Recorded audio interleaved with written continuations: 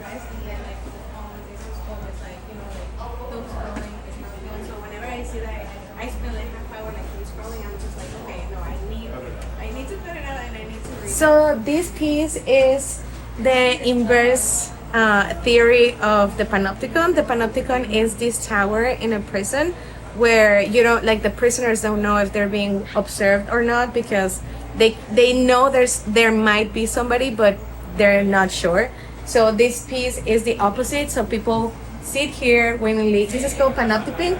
So people sit here willingly to see themselves and have like this eternal loop of surveillance where they see themselves and then they are just seen in multiple angles like around surrounded by surveillance cameras basically. And this is a live feed also.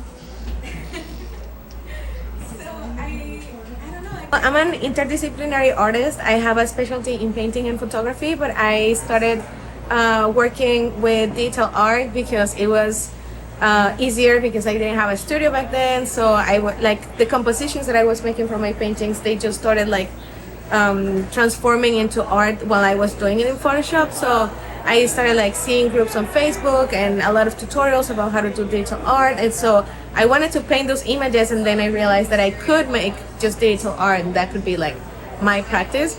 But I do have like a traditional education in art, in the arts. So I just started like working with a lot of different mediums. I work a lot with obsolescence programming with a lot of old devices and e-waste because my dad had a computer store, so I was always like I was always like exposed to like technology, old and new, mostly new, and so I was very worried about, but this still works, that like why do we have to like change it or something. So I don't know, it was just a way that I wanted to work lately in my life with all this old technology. Luckily, I mean, I know what it is.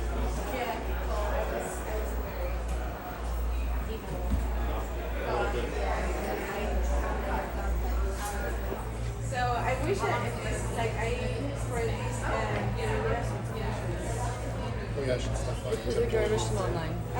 I have piñatas because I made this like